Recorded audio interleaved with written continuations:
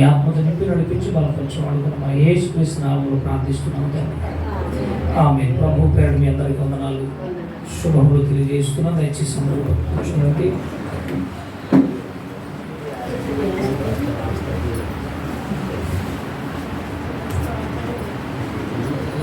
Right, మంచిది. నేరుగా మనం ఆలస్యం అవుతుంది కనుక వాక్య సందేశంలోకి వెళ్ళిపోదాం. 666 6:16 666 సంఖ్యలో మనం ఉన్నాం. ఈ 666 సంఖ్యను కూర్చున్నటువంటి సందర్భం మరి ఈరోజు కూడా ఇది అవ్వచ్చు, అవ్వకపోవచ్చు. సమయాన్ని బట్టి మనం ముందుకు వెళ్తాం. కానీ మనకు బాగా అర్థమయ్యే రీతిగా మనం ఒక వారం ఆలస్యమైన మనం జాగ్రత్తగా ఉన్నది. ఎలాగుడిగా దీన్ని మాట్లాడితే అర్థమయ్యేది కాదు కనుక బైబిల్ అర్థం అవ్వదు అనుకుంటే ఎప్పటికీ అర్థం కాదు కనుక బైబిల్ ఎప్పుడు కూడా మనం అర్థం చేసుకోవాలి, అర్థమయ్యే రీతిగా బోధించాలి. ఇక 666 616 ఈ రెండు కూడా ఒకటే సంఖ్య. ఈ సంఖ్యలో ఉన్నటువంటి మనము ఈ సంఖ్యను గూర్చి మనం ధ్యానిస్తున్నాం. ప్రస్తుతానికి 666 సంఖ్య ఎవరిది అని మనం ఆలోచన చేసాం. ఎవరిది అనేది మనకి ప్రస్తుతానికి ఒక్క ఎవిడెన్స్ దొరికింది. ఒక్కడు ఆదాము దొరికాడు. ఇక ఆది కాండం ప్రకటన గ్రంథము 13:18 చివరి వచనం. ప్రకటన గ్రంథము 13వ అధ్యాయము 18వ వచనం, ఆఖరి వచనంలోనే ఉన్నాం మనం. ఈ 18వ వచనంలో ఉన్నాం గత 2-3 వారాలుగా. బుద్ధి గలవాడు మృగము యొక్క సంఖ్యను లెక్కింపని. అది ఒక మనుషుని సంఖ్య. ఇక్కడ కొన్ని పాయింట్స్ మీరు పట్టుకోవాలి. ఒకటేమో బుద్ధి గలవాడు అంది, రెండవది మృగము యొక్క అన్నాడు, 2 మూడవది ఒక మనుషుని సంఖ్య, 4వది ఇందులో జ్ఞానం ఉన్నది. చివరి లైన్. ఈ ఆడపిల్లకి వెళ్ళిపోయింది. రొట్టె ద్రాక్షరసం ఎంతమంది ఉండాలా? 666. ఇందులో ఈ 18వ వచనంలో ప్రకటన గ్రంథం 13:18లో ఉన్నాం మనం. 4 పాయింట్స్ కనపడ్డాయి. బుద్ధి గలవాడు అనగానే వాక్యం ఎరిగినవాడు, వాక్యం తెలిసినవాడు, దేవునితో నడిచేవాడు, లేదంటే దేవునితో జీవించేవాడు. వాక్యం తెలుసున్నవాడు బుద్ధివంతుడు. దేవుని కలిగి ఉన్నవాడు, వాక్యం ఎరిగి ఉన్నవాడు బుద్ధివంతుడు. బుద్ధి జ్ఞాన సర్వసంపదలు ఆయన ఎంతో గుప్తమై ఉన్నాయి. మీలో ఎవరికైనా జ్ఞానం కొద్దిగా ఎలా అది ఆయన మనం అడగాలి. ఇక ఒక పాయింట్, బుద్ధి గలవాడు అనగానే వాక్యం తెలిసినవాడు. రెండవది మృగము యొక్క సంఖ్య అన్నాడు. ఈ మృగం ఎవరు ఆలోచన. మూడవ పాయింట్ ఒక మనుషుని సంఖ్య. ఆ మనుషుడు ఎవరు? ఎవరు మాట్లాడుతుంది? ఆదాము. కలం కోసం చెప్పాను కదా, ఒక మనుష్యుడు అన్నాడు. ఒక మనుష్యుడు ఎవరు అనగానే ఆదాము, మన ఆది తండ్రి అవ్వాదాములు. ఆదాము ఏదేను తోటలో దేవుడు కలుగజేసిన మొట్టమొదటి మానవుడు ఆదాము. ఆయన ఒక మనుష్యుడు. ఇక ఆఖరిలో మరొక మాట ఉంది. ఏంటంటే ఇందులో జ్ఞానం ఉన్నది. 666 దాని పక్కన పెట్టండి. ఇందులో జ్ఞానం ఉన్నది. ఏ జ్ఞానం? పరలోక సంబంధమైనటువంటి ఆత్మ జ్ఞానం. ఏమంటే లోకములో జ్ఞానం లేదండి. జ్ఞానం అనేది ఎక్కడ ఉందంటే బైబిల్లోనే ఉంది, దేవుని వాక్యంలోనే ఉంది. ఇందులో జ్ఞానము కలదు అన్నాడు. జ్ఞానము కలదు. ఏంటి జ్ఞానం? ఇప్పుడు మనకు 2 పాయింట్స్ అంటే ఒక పాయింట్ మనం చూసాం. ఒక మనుషుని సంఖ్య అనగానే ఆదాము గారు దొరికేసాడు. ఇందులో మరి ఫస్ట్ 6 ఎవరిది, తర్వాత 616 మధ్యలో 1 ఎవరు, 6 ఎవరు, ఇది కూడా రావాలి మనకి. ఇక ఇది ఈరోజు, ఈ వారం, నెక్స్ట్ వచ్చే వారంతో దీన్ని క్లోజ్ చేద్దాం. ఎందుకంటే ఇందులో చాలా మర్మయుక్తమైనటువంటి మన ఆత్మ సంబంధమైనటువంటి దారి ఉంది. అందుకే మనకు అవసరం ఇది. సంఖ్యలు ఎందుకంటే అంకెలు ఎందుకంటే మనం ఇప్పుడు అడగకూడదు. ప్రతి దానికి లెక్కలు ఉంటాయి, కొలతలు ఉంటాయి. దేవుడు నోవాహుతో చెప్పాడు, నువ్వు ఓడ కట్టు. ఆ ఓడ ఎలా కట్టమంటుంది? కొలతలు ఇచ్చాడు. కొలతలు లేకుండా, లెక్కలు లేకుండా ఏమున్నదండి. అన్నింటికీ కొలతలు ఉంటాయి, లెక్కలు ఉంటాయి. అవును. అలాగే 666 దీని భావం ఏంటో మనం బయటకు తీయాలి. అది బైబిల్లోనే ఉండాలి, బయటకు వెళ్ళకూడదు. మనం బయటకు వెళ్తే మనకి తెలియదు. ఇప్పుడు మనం ఎన్నో రోజులకు వచ్చేసాం? పోయిన వారం వచ్చేది ఆదికాండం మొదటి అధ్యాయం 31 వచనం కలిగినటువంటి ఆదికాండం మొదటి అధ్యాయంలో 6 దినాలు కనబడతాయి. ఏమండి? ఒకటి, బుద్ధి గలవాడు మృగం యొక్క సంఖ్యను లెక్కింపనిమ్ము. ఎందుకంటే మృగాన్ని పక్కన పెట్టండి. ఆల్రెడీ మనం క్రూర మృగం కోసం మాట్లాడుకున్నాం 8 వారాలు. క్రూర మృగం అంటే ఏంటో మనకు తెలిసిపోయింది. ధనము, కరెన్సీ, డబ్బు అని. మరి ఈ మృగం ఎవరు? ఆ మృగం మనకు తెలిసింది. దానికి ఎన్ని తలకాయలు ఉన్నాయి? అదేనమాట. మీరు ఇంకెక్కడ ఉన్నారంటే ఉప్పలమెట్లోనే ఉంటాం అంటున్నారు అన్నమాట. కేరళ ఎవరా మునిగిపోతున్నారు. అల్లకొల్లలు అయిపోయి శ్మశాన దిబ్బ, బురదలో ఇంట్లో అక్కడ ఉన్నటువంటి శ్మశానం ముట్టుకుందామంటే ముక్క ఉడిచారు. శ్మశానాలు, తల్లి పిల్లలు, భార్య భర్తలు పట్టుకుని మరి చచ్చిపోయారు. ఎందుకంటే నిద్రలో ఉన్నారు. రాత్రి 1 గంట 2 గంటలకు జరిగినటువంటి ఘోరమైన సంఘటనలు. ప్రకృతి వ్యయం, ప్రకృతి కన్నెర్ర చేసింది. ఇదే జ్ఞానం ఇంక మించి రాలేకి ఈ మీడియా వాళ్ళకి. ప్రకృతి కన్నెర్ర చేసి దేవుడేంటి ఇందులో? దేవుడు రాడండి. దేవుడు రాడు, దేవుడి సంఖ్య రాదు. ప్రకృతి కన్నెర్ర చేసింది. ప్రకృతి కన్నుందా? ఇలా చూసారా? కన్ను విలయ తాండవాడుతుంది, డ్యాన్స్ చేస్తుంది. ఏ మాటలో న్యూస్ చూడండి మీరు. వైనాడ్ కేరళలో 3-4 గ్రామాలు అడ్రస్ లేకుండా పోయి కొట్టుకుపోయాయి. శవాల దిబ్బగా శ్మశానంగా మారిపోయింది ఈ వర్షాలు, తుఫాను వల్ల, వరదల వల్ల. మన ఆంధ్రాన్ని ఆల్రెడీ పోయిన రోజులు ఎక్కడి నుంచి కేరళ వెళ్ళింది. కేరళలో ముంచి మళ్ళీ దాటి వెళుతుంది. మళ్ళీ ఇప్పుడు మధ్యప్రదేశ్ ఇక్కడికి వెళ్ళింది. మొత్తం వీటి మహారాష్ట్ర ఏదో ఒక రాష్ట్రంలో 9-10 జిల్లాలు అతలబదులు చేశారు. ఇది మొత్తం ఇది తుఫాను. మన ఆంధ్ర అయిపోయింది, కేరళకి వెళ్ళింది. కేరళ నుంచి మళ్ళీ ఇటు తిరిగింది. మళ్ళీ అక్కడ 8 రాష్ట్రాలు తిరిగింది. కేరళలో 9 రాష్ట్రాలు. అందులో ఇంచుమించు 4 గ్రామాలు తుడిచిపెట్టేసింది. వందలలో ఉన్నటువంటి మృతదేహాలు వేల సంఖ్యలోనికి మారిపోయారు. వేల సంఖ్యలో ఇంకెక్కడున్నారో తెలియదండి. ఎవరు ఎక్కడ కూలిపోయారు, ఏ బురదలో ఉన్నారు. ఏమండి? ఆ కొండ చెరువులు ఇరిగి పడిపోయి ఆ ఇంట్లోకి వచ్చేసిన ఇంటి నిండా మా చెట్లే, పెద్ద పెద్ద దొంగలు. మరి మీరు చూసే ఉంటారు న్యూస్, వార్తలు. కేరళలో జరుగుతున్నటువంటి ప్రకృతి వైపరీత్యాలు. గనుక దేవుడు ఉన్నారా? జ్ఞానం ఏది? అందులో జ్ఞానం ఉన్నది అన్నాడు. ఏది జ్ఞానం?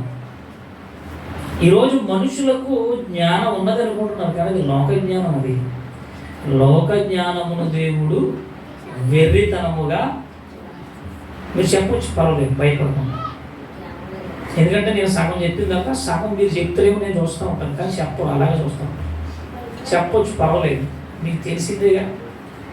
కొత్త పదాలు ఏమి మాట్లాడినాం. నేను మీకు పాతవే తెలిసిన పదాలే మాట్లాడినప్పుడు సగం చెప్పి ఆగిపోతాను, సగం మీరు చెప్పాలి. ఓకేనండి? గనుక దేవుని వల్ల మనం ఆలోచన చేయగలిగితే దేవుని యొక్క వాక్యం చాలా అద్భుతంగా ఉంటుంది. మనుషులకు అనుకున్నట్టుగా వాక్యం ఉండదు. ఇది ఆత్మ సంబంధమైనది, పరలోక సంబంధమైనది, పరసంబంధమైనది. దేవుని మాటలు కనుక ఇది ఆత్మను బలపరిచే మాటలు. మనకు అనుకున్నట్టుగా అనుకూలంగా ఉండదండి దేవుని మాటలు. దీన్ని అనుకూలంగా మలుచుకోకూడదు. కేరళలో జరుగుతున్న భయంకరమైన పరిస్థితులు, శ్మశాన శవాలు. ఇప్పటికీ చాలామంది చాలామంది వెళ్ళారు, చాలా కష్టపడుతున్నారు. రాత్రులు శవాలు తీస్తున్నారు. అక్కడక్కడ కొరప్రాణాలతో ఉన్న వాళ్ళని బయటకు తీస్తున్నారు. వాళ్ళకి నీళ్లు లేవు, ఆహారం లేదు. 4 రోజులు అలా బురదల్లో ఇరుక్కుపోయి ఎదురు వస్తున్నారు. ఆర్తనాదాలు, ఎవరు వస్తారు, ఎవరు రక్షిస్తారు మమ్మల్ని. వైనాడు. జ్ఞానం ఉన్నది ఇందులో. ఒక మనుషుని సంఖ్య 666 సంఖ్య. ఎందుకు ఇది మనకి? దీనివల్ల మనకు ఉపయోగం ఏంటి? ఇందులో ఉన్నటువంటి అర్థం ఏంటి? 6 రోజులు దేవుడు కష్టపడి 6వ రోజున మనిషిని చేసాడండి. 6వ దినమున మన పోలిక చొప్పున, మన స్వరూపము చొప్పున ఒక నరులను చేయదుము అన్నాడు. దేవుడు చేశాడు. ఆయన కష్టం కనపడుతుంది చూడండి. దేవుడు కష్టపడతాడు ఎక్కడన్నా అనుకోవడం వల్ల. మరి మనం ఎందుకు కష్టపడుతున్నాం? కష్టపడకుండా ఏది రాదు, శ్రమ పడకుండా ఏది రాదు. దేవుడు కష్టపడ్డాడు కనుకనే ఈరోజు మనం ఎంత హాయిగా ఈ ప్రకృతిలో చల్లని ఒడిలో మనం ప్రశాంతంగా హాయిగా జీవించడానికి కారణం దేవుడు కష్టపడిన 6 దినాలు. అది మొదటి సంఖ్య. దేవుడి కోడ్ మొదటి 6. దేవుడు పడిన కష్టం. ఈ కష్టంలో జ్ఞానం ఉందంటే ఉంది. విశ్వదినాలు ఇవి. మనం అనుకున్నట్టు సోమవారం నుంచి శనివారం దాకా 6 రోజుల్లో చేసేసాడా దేవుడికి అంతంటే కాదండి. విశ్వదినాలు కొన్ని కోట్ల సంవత్సరాలు పట్టింది. దేవుడు విశ్వాన్ని కలుగ చేయడానికి వీటన్నిటినీ వీటి నిర్మాణం. ఒక ఇల్లు కట్టాలంటే 6 నెలలు పట్టవచ్చు, సంవత్సరం పట్టవచ్చు, 10 సంవత్సరాలు పట్టవచ్చు. కాబట్టి 2 రోజులు 3 రోజులు ఇల్లు అయిపోదు. ఒక భవనం కట్టాలి, ఏదైనా కట్టాలన్నా ఏం చేయాలన్నా టైం పడుతుంది, కష్టపడాలి కదా. దేవుడు 6 దినాలు కష్టపడ్డాడు. 6వ దినమున మనిషిని చేశాడు. ఈ 6 దినాల కష్టం కాలం 6. మొదటి 6 దేవుడిది అది కష్టం. 6 మొదటి 6 దేవుడి కష్టం. దేవుడు చేసిన దినాలు 6 దినాలు సంఖ్య 6 లెక్క. ఇది సాతానుది అనుకోకండి, మళ్ళీ చెప్తున్నాను. ఇది దెయ్యాలు అపవాదులు ఎవరిది కాదు, ఇది కోడిది. ఇది మనుషులకు సంబంధించిన దేవుని కోడ్. ఇది సృష్టికర్త కోడు. అది అందులో ఆదాము ఉన్నాడు. నెక్స్ట్ 6లో ఎవరు ఉన్నారు మీకు చెప్తాను. మొదటి 6 దేవుడు చేసినటువంటి 6 దినాలు, 6 రోజులు. మరి ఇందులో జ్ఞానం ఏముంది? దేవుడు మృగాలు చేశాడు.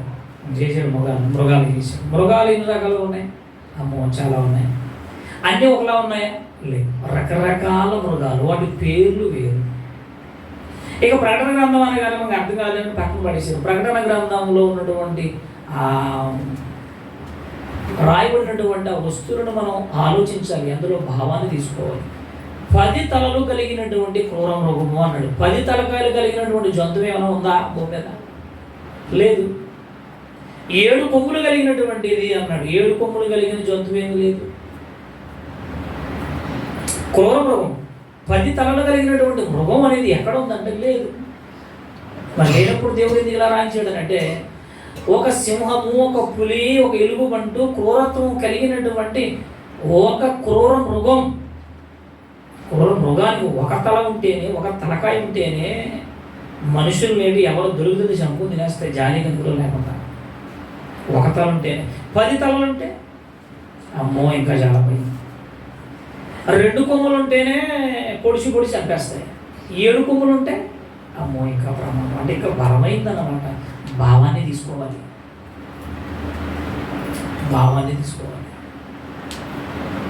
ప్రకటన గ్రంథంలో ఉన్నటువంటి ఈ భావం యొక్క అర్థాలు చాలా ఈజీగా ఉంటాయి. మీరు కాస్త మనసు పెట్టి ఆలోచిస్తే అర్థం అవుతుంది. ఇక మొదటి 6 దేవుడు చేసిన దినాలు 6 రోజులు. 616. ఒకటెవరిది? 6 దినాలు కష్టపడితే ఆదాము వచ్చాడు.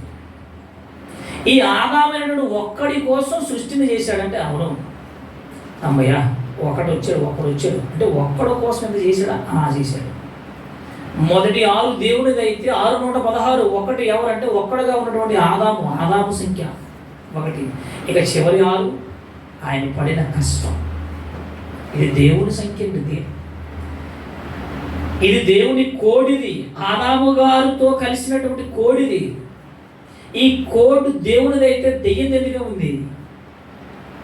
సాతానికి ఎందుకు దీన్ని ప్రారంభంలో బుద్ధి గలవాడు మృగం యొక్క సంఖ్యను? ఈ మృగం ఎవరు? అసలు మృగం అనే పదం ఎందుకు రావాలి అక్కడ? ఒక్కడు ఆ మనుషుడు ఒక్కడు, ఒకని నుండి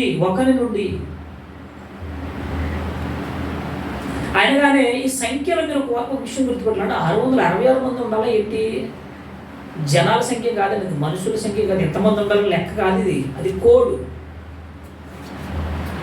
దేవుని కోడ్ అది. అంటే 666 మందే ఉండాలేంటి ప్రజలంటే కాదండి, ప్రజలకు సంబంధించింది కాదు ఇది. సంఖ్య అది దేవుని సంఖ్య, ఆదాము గారి సంఖ్య. ఆలోచించాలి. 666లో బుద్ధి గలవాడు మృగం యొక్క సంఖ్యను లెక్కింపనేమో. ఇది ఒక మనుషుని సంఖ్య, ఆదాము గారు దొరికాడు. ఇందులో జ్ఞానం ఉంది. పక్షులు చేశాడు. ఎన్ని పక్షులండి? 1, 2? ఎవరు కొన్ని పక్షుల పేర్లు చెప్తారా మీరు? కాకి, పిచ్చుక, చిలక, అయిపో ఇంకా కొన్ని మాటలు గ్రద్ద, కోడిపుంజు, పక్షులు ఎన్ని పక్షులు ఉన్నాయి? మరి ఇది యొక్క క్రియేటర్, డిజైనర్ ఎవరంటే దేవుడండి. ఇన్ని పక్షులు అవసరమా? ఎన్ని క్రూర మృగాలు, ఎన్ని జంతువులు మనకు అవసరమా? పురుగులు అవసరమా? ఇవన్నీ ఆలోచన చేసేటట్టు దేవుడు ఇవన్నీ చేసి మంచిది అనుకున్నాడు. మన స్వరూపమందు చేయాలనుకున్నాడు. ఆదాము గారిని కన్నాడు. పోయిన వారం విన్నాం మనం. ఈ ప్రకృతిలో ఇన్ని అవసరమా? అదేనండి జ్ఞానం అంటే. రోమపత్రిక 1వ అధ్యాయం 20వ వచనం. జ్ఞానము అనగానే ఎక్కడున్నది అని అంటే దేవునిలో ఉన్నది, ఆయన వాక్యములో ఉన్నది. లోకంలో లేదు జ్ఞానం. వెర్రి. రోమపత్రిక 1వ అధ్యాయం 20వ వచనం. 20. ఆయన అదృశ్య లక్షణములు అనగా ఆయన నిత్య శక్తియు, దేవత్వమును, జగతుత్పత్తి మొదలుకొని సృష్టింపబడిన వస్తువులను మీరు ఆలోచిస్తే జ్ఞానం వస్తుంది. ఆలోచించలేదు. ఏనాడైనా అదృశ్య లక్షణం గాలి కంటికి కనిపించదు, ఉన్నదని చెప్తుంది. మనకి తాగుతుంది. వేడి కంటికి కనిపించదు, కానీ ఉంది, తాగుతుంది. ఇలా అదృశ్య లక్షణాలు కంటికి కనిపించని మహాశక్తులను దేవుడు మన కోసం ఏర్పాటు చేశాడు కదా. ఏనాడైనా ఆలోచించారా? జ్ఞానం అంటే అదేనండి. అసలు గాలి ఎలా వస్తుంది? కంటికి కనిపించట్లేదు. ఈ వేడి ఎక్కడి నుంచి వస్తుంది? ఎవరిచ్చారు? ఈ సముద్రాలు ఎలా వచ్చినాయి? ఈ నదులు ఎలా వచ్చేసాయి? మనకు ఆహారం ఎలా ఇచ్చాడు? ఈ చెట్లను ఎలా వచ్చాయి? అసలు మనం ఎలా జీవిస్తున్నాం? ఏనాడైనా మనిషి అన్నవాడు, నరుడు అన్నవాడు ఆలోచించాడా? బుర్రలో సిప్పు ఎలా కట్టాలి? అదేనా? చేతిలో ఏమి పెట్టాలి? మేగిలాడదామా? తీగ తిప్పేద్దామా? లేదా నేనే చేసేద్దామా? లేదా తిరగేసి పల్టీలు వేద్దామా? ఎలా సంపాదిద్దాం? ఎంతసేపు లోక సంబంధమైన ఆలోచనే కదండి మనిషికి. ఈనాడైన దైవ సంబంధమైన ఆలోచనలు ఎవరికైనా మెదులుతున్నాయా? ఇందులో జ్ఞానం ఉన్నది. నువ్వు ఆలోచిస్తే తెలుస్తుంది జ్ఞానం. అమ్మో, ఇన్ని పక్షులు ఎలా చేశారు దేవుడు? Creator, God creator. దేవుడు కలుగ చేశాడండి. అవి కలుగ చేయడానికి కొన్ని కోట్ల సంవత్సరాలు పట్టింది. అవి వరకనే రాలేదు. విశ్వదినాలు, కోట్ల సంవత్సరాలు. వాటిని కలుగ చేసినటువంటి దేవాతి దేవుడు కష్టపడితే 6 దినాలు వీటన్నిటిని తయారు చేసిన తర్వాత ఆదాము గారు ఒకడు వచ్చాడు. 6 ఇక చివరి 6 దేవుడు పడిన కష్టం. ఎంత కష్టపడాలా మనిషి కోసం? కలుగు కాకనే కానీ వచ్చేసి అనుకుంటున్నారా? రాలేదండి. దేవుడు వాటికి రంగు, రుచి, చిక్కదనం పెట్టాడు.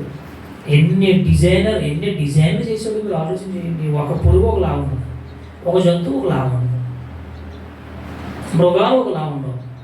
విశ్వంలో ఉన్నటువంటి ఏది క్రొత్తదనం. ఉదయం లేవగానే చేసి ఈరోజు ఏంటి చాలా చిరాగ్గా ఉంది అనలేము. సూర్యుడేంటి పాతోడు నిన్న వచ్చినాడు మళ్ళీ వచ్చేసేటేంటి, నిన్నేసిన గాలి మళ్ళీ అనుకుంటున్నది గాలి. ఇలాంటివి ఏమైనా ఉంటాయి చిరాకు పొరకి. ఉదయం రాగానే శుభోదయం అరుణోదయం రాగానే సూర్యుడు రాగానే అమ్మయ్య ప్రశాంతంగా ఉంటుందండి. చాలా హాయిగా ఉంది. దేవుడు మంచి రోజు ఇచ్చాడు. మరలా ఉదయం నుంచి పనిచేసి కష్టపడి సాయంత్రం నిద్రపోతున్నాం. అమ్మయ్య చీకటి ప్రశాంతంగా హాయిగా నిద్రపోయాం. ఏమంటే ఏనాడండి బోరు కొట్టిందండి. చేచి ఈ రోజు ఎందుకు వచ్చిందిరా నాయన, దరిద్రం రోజు ఈరోజు. చిరాకు పడ్డారా? బోరు పడుతుందా? అనీజీగా ఫీల్ అయ్యారు? లేదంటే బాగా ఇబ్బందికరంగా ఏనాడండి బాధపడ్డారా? ఏ మనిషి అయినా ఎక్కడైనా అనవసరంగా వచ్చేసాడు సూర్యుడు. ఈరోజు గాలి ఎందుకు వచ్చేసింది? క్రొత్తదనం గర్భవతి అయినటువంటి తల్లి బిడ్డ కోసం ఆలోచన చేస్తారు తల్లిదండ్రులు. ఏ బట్టలు కొందాం, ఏ బొమ్మలు కొందాం, ఏం కడదాం, ఏ కూర పెడదాం, ఏం చేద్దాం, మంచిదే. కానీ అది ఎంతకాలం ఉంటుంది? వాళ్ళు బ్రతికిన జీవితకాలం అంతా మీరు వాళ్ళకి ఆహారం పెట్టగలరా? సంపాదించి నిలబెట్టగలరంటే లేదు. వాళ్ళు ఎదిగిన తర్వాత వాళ్ళు కష్టపడాలి. మనం ఎక్కడ పెంచుతాం? వాళ్ళు ఎదిగిన తర్వాత వాళ్ళు ఎవరికి పెంచుతాం? ఎదిగిన తర్వాత వాళ్ళు కష్టపడాలి. కొన్ని కోట్ల సంవత్సరాల నుండి ఆదాము మొదలుకొని ఆదాము దగ్గర నుంచి ఆదాము తరాలు దాటుకుంటూ ఎప్పటి వరకు ఎంత ఆహారాన్ని తినేశారు మనిషి? కోట్ల మంది. ఎంత గాలి పీల్చుకున్నారు, ఎంత నీరు త్రాగేశారు. ఏమంటే నీరు ఎప్పుడు కొత్తగా ఉంటుంది. చూసారు మీరు? నీళ్ళు నీళ్ళు బాగుంది కాస్త వంక పెట్టినాక ఏముండదండి, డొంక. ఏది చూసిన ప్రకృతిలో క్రొత్తదనం కనబడుతుంది. ఆకాశం చూడండి, అబ్బా భలే ఉంది. నీళ్ళ దగ్గరికి వెళ్ళండి, భలే ఉంది. ఆహారం దగ్గరికి వెళ్ళండి, భలే ఉంది. మంచి చల్లటి గాలి, మంచి వేడిచ్చింది దేవుడు. క్రొత్తదనం ఎలా వచ్చింది? కొన్ని కోట్ల సంవత్సరాల నుండి నిన్ను దేవుడు పెంచుతున్నాడే, పోషిస్తున్నాడే. ఈ దేవుని కూర్చుని ఈ మహాజ్ఞానం, ఈ జ్ఞానం ఏనాడైనా ఆలోచించాడా మనిషి? ఆలోచించగలిగాడంటే లేదు. ఎంతసేపు శరీర సంబంధమైన ఆలోచన, భూ సంబంధమైన ఆలోచన, ఏం చేద్దామనే ఆలోచన తప్ప నేను దేవుడు నా కోసం పడిన కష్టంలో నేనే కష్టపడాలి. ఎందుకు కష్టం? ఎందుకు? ఫ్యాన్ కింద కూర్చుని వెళ్ళిపోతే సరిపోదు. ఆదివారం సంఖ్య లేదండి, దేవుని సంఖ్య లేదండి. దేవుని సంఖ్యను ఏం చేశారో తెలుసా? మృగము సంఖ్యగా మార్చేసింది ఈ సమాజం. ఇప్పుడు మనకు రెండు పాయింట్స్ దొరికేసింది. బుద్ధి గలవాడు అనగానే దేవుని వాక్యం తెలిసినవాడు. అందుకే వాక్యాన్ని ఎక్కువ చెబుతూ వినాలి. బుద్ధి గలవాడు అనగానే బైబిల్ తెలియాలి, కనీసం తెలియాలి కదా. కనీసం ధర్మం ఉండాలి కదండి. బైబిల్ అంతా రాకపోయినా కొద్దిగా రావాలి. ఎంతమంది నేర్చుకోవాలి. ఇప్పుడు ఎన్నో విన్నా కదా. ఒక పాయింట్, బుద్ధి గలవాడు అనగానే దేవుని వాక్యం ఎరిగినవాడు. ఇక నెక్స్ట్ మూడో పాయింట్, ఒక మనుషుడు ఆదాము దొరికేశాడు. ఇందులో జ్ఞానం ఉన్నది, దేవుని మహా ఆలోచన, ఆయన బుద్ధి బాహుల్యత ఎంత గంభీరము. ఆహాటనాడు పౌలు గారు. ఆయన తీర్పులు శోధింప శక్యము. దేవుణ్ణి ఎవరు పట్టుకోగలరండి? ఆయన ఆలోచనలోనికి మనం వెళ్ళాలంటే ఎంత కష్టం అండి. అందుకే కదా ఈ బాధలో ఆదివారం ఆరాధన, ఫస్ట్ తారీఖు ఏమో కార్యక్రమాలు, స్త్రీల కూడుకులు, ఇవన్నీ ఎందుకు అనుకుంటున్నారు? ఆయన ఆలోచనలోనికి మనం వెళ్ళాలి, జ్ఞానంలోనికి వెళ్ళాలి. దేవుడు పడే బాధ అదేనండి. 6 రోజులు కష్టపడితే ఒక మనుషుడు వచ్చాడు. కష్టపడినటువంటి ఆ దేవాది దేవుని సంఖ్య, దేవుని కోడులో ఉండవలసినటువంటి ఈ మానవ జాతి ఏమైపోయింది అని అంటే మృగము సంఖ్యగా మారిపోయింది. ఎలా మారిపోయారు అని అంటే, ప్రారంభంలో అవ్వాదాములను దేవుడు కలుగు చేశాడు. అవ్వాదాములు ఏం చేశారంటే తప్పు చేశారు. ఇక వాళ్ళు అక్కడ నుంచి బయటికి నెట్టివేయబడ్డారు. ఇక తర్వాత వారి గర్భాల నుండి అబ్రహాము, సారాలు ఎందరో వచ్చేసారు. మనం అందరము మన ఆది తల్లిదండ్రులు అవ్వాదాము నుంచి వచ్చిన. ఇక అక్కడ ప్రారంభమైనటువంటి ఈ మానవ జనాంగం నోవాహు కాలానికి వచ్చేసరికి అప్పటికే కొంతమంది, కొన్ని వేల లక్షల మంది ప్రజలు విస్తరణ జరిగింది, విస్తరించబడ్డారు. ఇక దేవుడు చూసేసరికి నోవాహు కాలంలో ఎలా ఉందంట భూమి?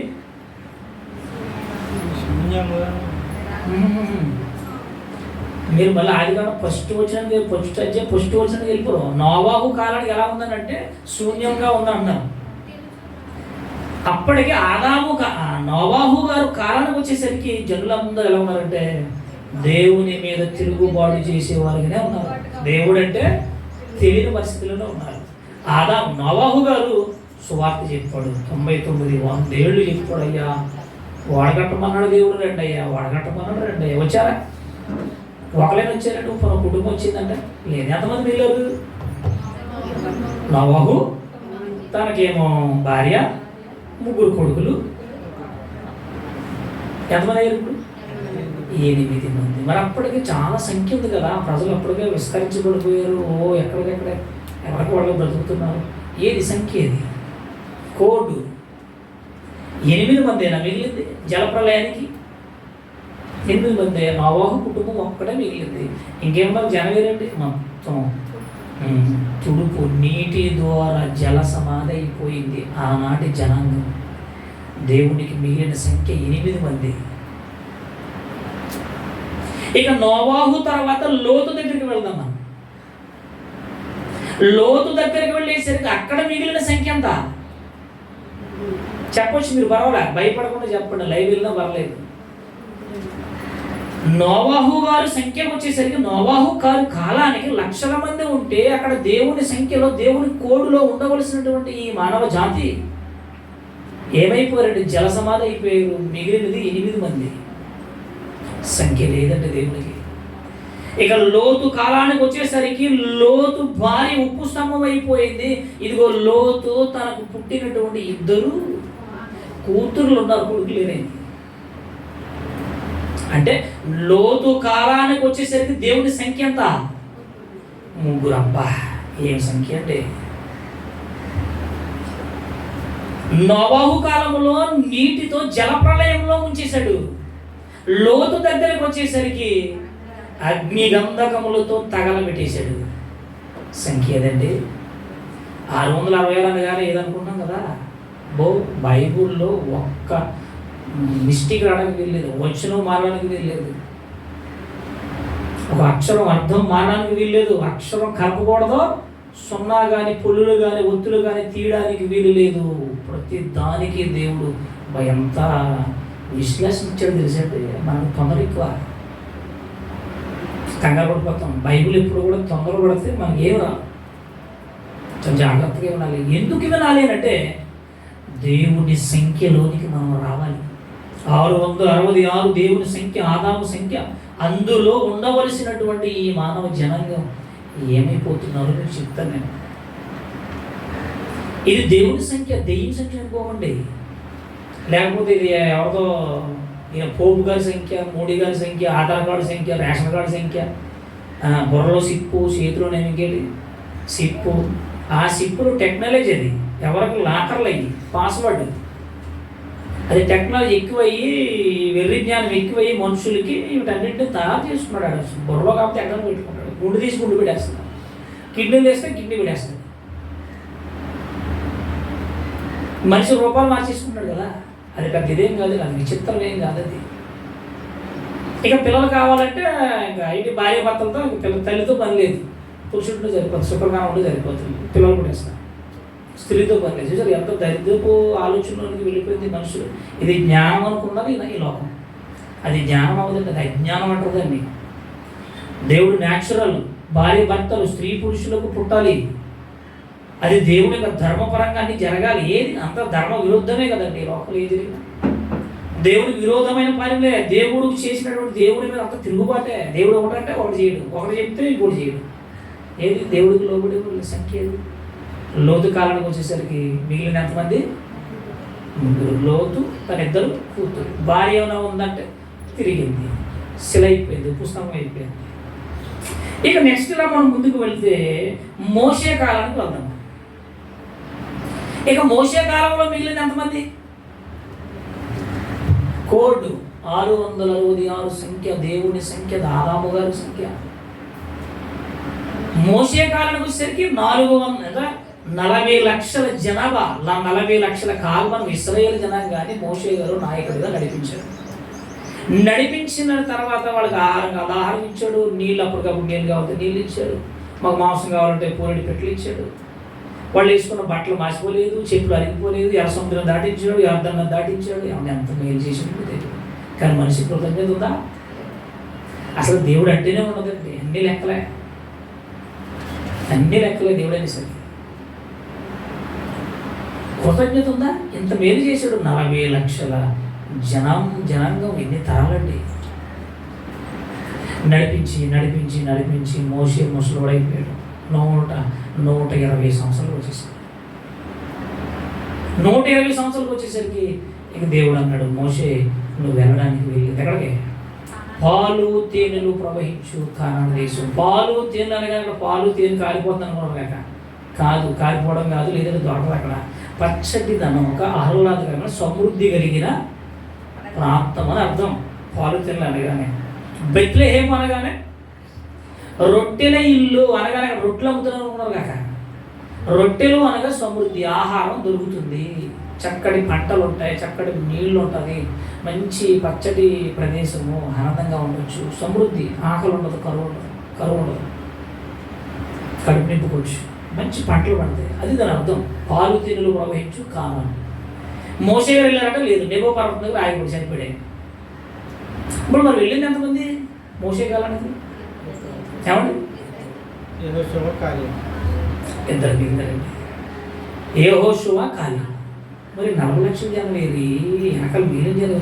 మరి నువ్వు తిన్నావుగా, దేవుడు పెట్టినవి అన్నీ తిన్నావు, పూరడి పెట్టలు తిన్నావు, మన్నాను తిన్నావు, చెప్పులు అరిగిపోలేదు, బట్టలు సిరిగిపోలేదు, పగలేమో మేఘస్తంభము, రాత్రి ఏమో అగ్నిస్తంభము, నీకు చక్కటి దేవుడు ఆహారం ఇచ్చాడు. సముద్రం అంటే మాటలండి, ఏదో చదివేసుకుంటున్నాం అంతే. మనంతా స్పీడ్ అనమాట, చదువుకోవడం వెళ్ళిపోవడం, అవుదే తీసే అయిపోయింది. ఏమైపోయింది? బైబిల్ ఒక వచనం చెప్పాలంటే చాలా టైం పడుతుంది. ఒక వచనం దానికి ఎంతో హిస్టరీ, చరిత్ర ఉంది. డావిన్సీ కోడ్ వాడవడం, యేసుక్రీస్తు బొమ్మ వేసేసాడు, అందులోనే పక్కనే మగ్దలేని మరీ పెట్టాడు. అడుగు చరిత్ర అది డావిన్సీ కోడ్. ఇలా దేవుడు వల్ల చాలా మనకు తెలియని ఉన్నాయండి. ఇవన్నీ తెలుసుకోవాలి. 12 గోత్రాలు, 24 పెద్దలు, ఎవరు వీళ్ళు? వీళ్ళ హిస్టరీ ఏంటి? మనం ఎక్కువ చరిత్రలు చదువుతున్నట్టు చరిత్ర మనకు అర్థం కాదండి తొందరగా. అందుకే నేను చెప్పనయ్యి, అది తెలియక రాకాదు. కానీ ఈయన దగ్గరికి వెళ్ళేసరికి ఏముందంటే ఆత్మీయత అనేది, అంటే మనలను హెచ్చరించే మాటలు కనపడవు అక్కడ. నేను అందుకే ఎక్కువ ఇలాంటివి ఎక్కువ ఎన్నుకుంటాను నేను, ఎందుకంటే మనుషులు ఎక్కువ ఫోర్సింగ్ చేసి ఎక్కువ టాపిక్ ఎన్నుకుంటాను.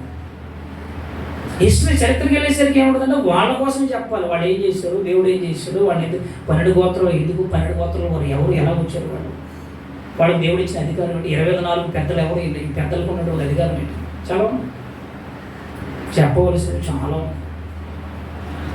కానీ అందులో మనిషిని ఫోర్స్ చేసే విధానం కనపడదండి చరిత్రలో. వాళ్ళ కోసం చెప్పుకోవడం, వాళ్ళ కోసం అలా చేశారు, ఇలా చేశారు, అలా చేశారు అంతే వెంటనే.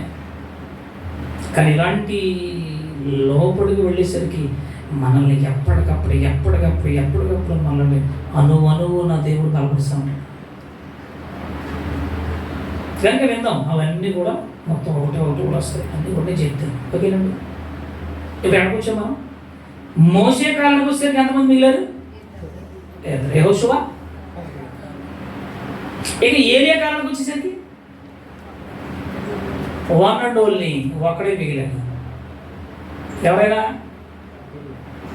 దావీదా. మీరు అందరూ భోజనాలు టిఫిన్ చేశారా? మాట్లాడవచ్చు, పర్వాలేదు. ఏలియా కాలంలో మిగిలింది ఎంతమంది అంటే ఏలియా ఒక్కడే. నేను ఒక్కడే మిగిలాను దేవా, నా దగ్గర ఏమి సైన్యం ఏం కనపడతలేదు, వాళ్ళు ఏమి వచ్చేస్తున్నారు, యుద్ధాలకు వచ్చేస్తున్నారు, ఎలాగలమంటున్నాను అంటే దేవుడు అన్నాడు, నువ్వు పిచ్చుడులా ఉన్నావు, ఒకసారి నీ మనోనేత్రంతో చూడండి అంతే. చూడగానే ఏమన్నాయి? ఎగాల అగ్నిరథాలు. అమ్మా, నా దగ్గర దేవుడు చాలా పెద్ద సైన్యం ఇచ్చాడు, ఒక్కడ మిగిలాడంటే మరి అయితే శిష్యులేది, మిగిలిన జనాంగం ఏది? ఏరియా ఒక్కడే మిగిలాడు. ఒక్క పర్సన్ ఉన్నాడు అక్కడ, వన్ అండ్ ఓన్లీ ఏరియా. అతని దగ్గరికి ఎవరు సపోర్ట్ ఎవరు లేరు. సంఖ్య ఏదండి, దేవుడి సంఖ్య ఏదండి, దేవుడికి సపోర్ట్ చేసే సంఖ్య ఏది? 666లోనికి రావాల్సినటువంటి ఈ క్రైస్తవ జనాంగం ఎలా మారిపోతున్నారో మీకు వచ్చేవారం చెప్తాను. ఇంకా లోతుకు తీసుకెళ్ళిపోతున్నాను. వచ్చేవారంతో ముగించుకున్నా, ఈ వారం అవుతుంది, వచ్చేవారంతో క్లోజ్ అవుతుంది, టైం అయిపోయింది. మృగము బుద్ధి గలవాడు మృగము సంఖ్య లెక్కింపనివ్వండి. ఈ మృగం ఎవడు? వాది వీడికి వచ్చాడు ఇందులోకి, 18వ వచనంలోకి. ఆల్రెడీ క్రూర మృగం కోసం మనం విన్నాం కదా కరెన్సీ. ఈ మృగం మళ్ళీ ఈ 18వ వచనంలోకి ఈ మృగం ఎందుకు వచ్చింది? ఎవడు వీడు? దుష్టుడు. దేవుని కోడులోనికి ఎందుకు వచ్చాడు? అమ్మయ్య ఏలియా కాలానికి ఎంతమంది? ఒకడు ఏలియా గారు ఒకడే మిగిలాడు, ఇంకా ఆయన సపోర్ట్ ఎవరు లేరు. అప్పుడు దేవుడు సహాయం చేశాడు. యుద్ధం అగ్నిరథాలు లేకపోతే వెనకాల ఏం చేశాడు అక్కడ యుద్ధంలో దేవుడు ఫుల్ సపోర్ట్ ఇచ్చాడండి. మొత్తం వెనక పారిపోయారు అందరూ కూడా యుద్ధానికి వచ్చినారు. ఇక ఏలియా తర్వాత ఇంకా చాలామంది ఉన్నారు. ఈ బాబిల్ ఆదిగాంలో మన 11వ అధ్యాయంలో బాబిల్ గోపురం ఉంటుంది, అక్కడ కూడా జనాంగం కూడా ఎంతమంది ఉంటారంటే తిరుగుబాటు చేశారు కొంతమంది జనాంగం. నిమ్రోదు. ఇప్పుడు యేసుక్రీస్తు కాలానికి వచ్చేద్దాం. క్రొత్త నిబంధనలోకి వచ్చేసాము. ఇప్పుడు క్రొత్త నిబంధనలో యేసుక్రీస్తు వారి సంఖ్య ఎంత?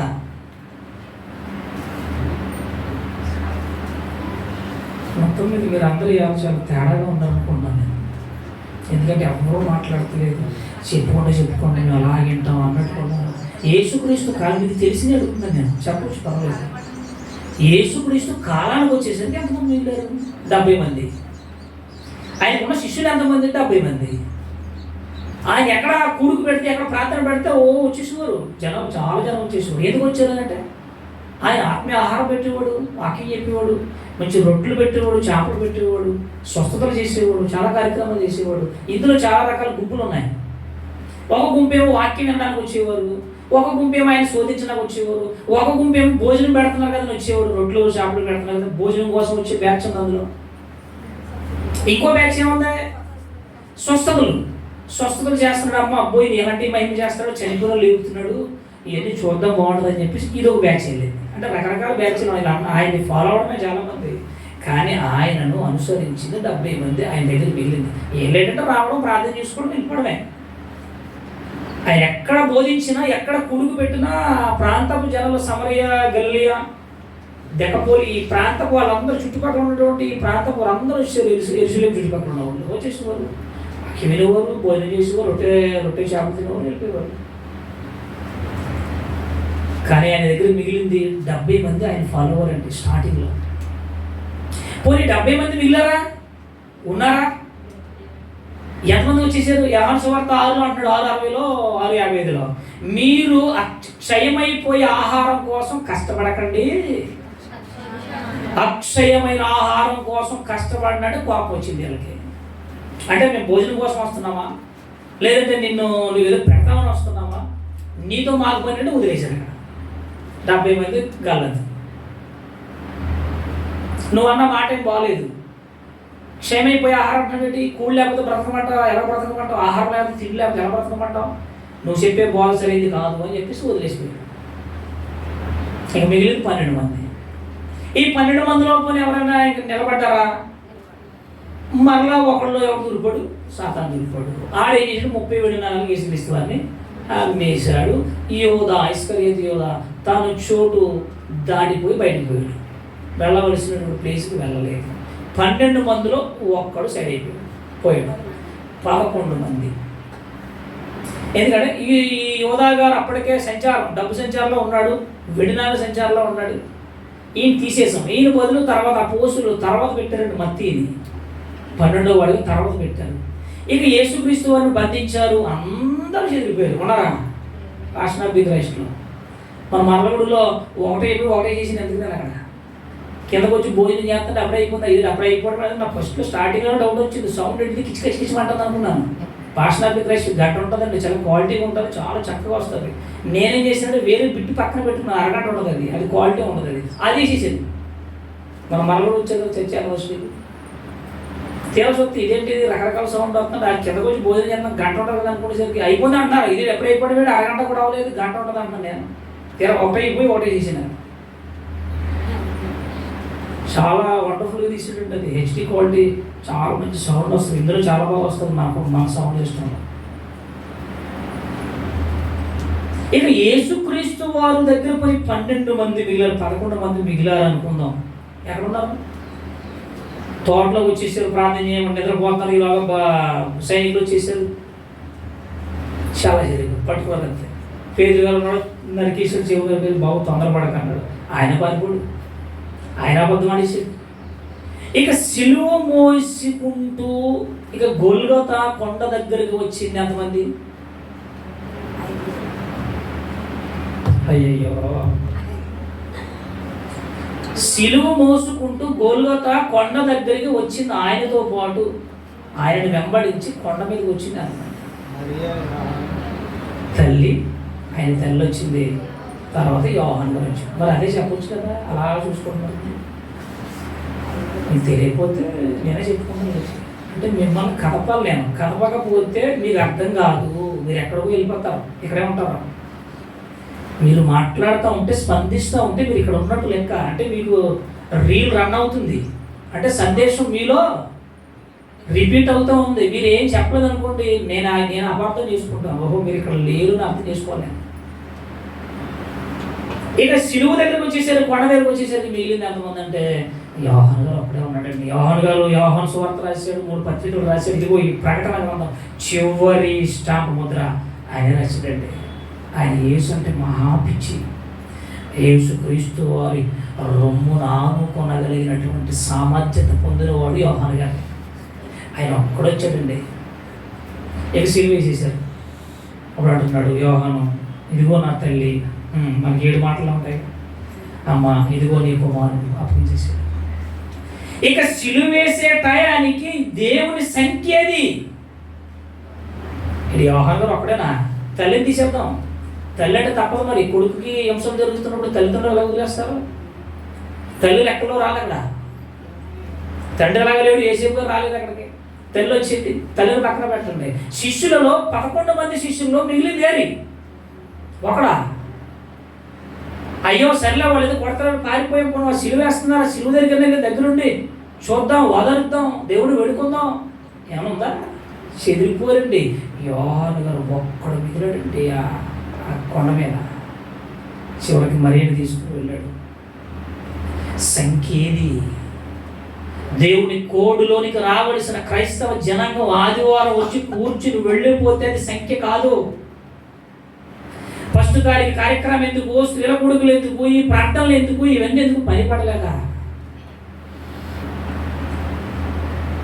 వచ్చేవారు మాట్లాడతారు. బుద్ధి గలవాడు మృగము సంఖ్యను లెక్కింపు అని 3 పాయింట్స్ వచ్చేసింది మనకి. బుద్ధి గలవాడు ఎవరో వచ్చేసింది, ఒక్కడు, ఒక మనుషుని సంఖ్య ఎవరు తెలిసిపోయింది, ఇందులో జ్ఞానం ఉన్నది తెలిసిపోయింది. ఈ మృగము సంఖ్య ఎవరు, ఈ మృగం ఏంటో వచ్చేవారని చెప్తారు. ప్రార్థన చేసుకుంటాం. దయగలిగిన దేవ గొప్ప తండ్రి మీకు వందనాలు. గత కొన్ని వారాలుగా, నెలలుగా క్రూర మృగం అనగానేమి 666 సంఖ్య. ఈ లెక్కలు ఎవరివి, దేనికి సంబంధించినవి, మేము ఎందుకు వినాలి, దీనివల్ల మాకు వచ్చే ప్రయోజనం ఏంటి? ఎన్నెన్నో లోతైనటువంటి సత్యాలు, సందేశాలు మీ బిడ్డలకు వినిపిస్తున్నారు, మాట్లాడాలనుకుంటున్నారు. దేవుడు వల్ల ఈ విషయాలు గ్రహించిన విని అర్థం చేసుకుని, అయ్యో నేను ఏ సంఖ్యలో ఉండాలి, నేను ఏ సంఖ్యలోనికి జారిపోతున్నాను, నా ఓటింగ్ ఎవరికి, నేను ఎలాంటి సంఖ్యలో ఉండవలసిన నేను ఏ సంఖ్యలోనికి మారిపోతున్నాను, నేను దేవుని సంఖ్యలో ఉన్నానా, దెయ్యపు సంఖ్యలోనికి జారిపోయానా అనేటువంటి ఒక ఉన్నతమైనటువంటి ఆలోచనలు, ఆత్మ సంగతులు, ఆత్మ ప్రేరేపణ మీ వీళ్ళందరూ కలుగు చేసి బలపరిచి నడిపించి సహాయం చేయండి. తదుపరి కార్యక్రమం తోడు యేసుక్రీస్తు నామములో ప్రార్థించి వేడుకొంచున్నాము తండ్రి. ఆమేన్. అందరికీ వందనాలండి.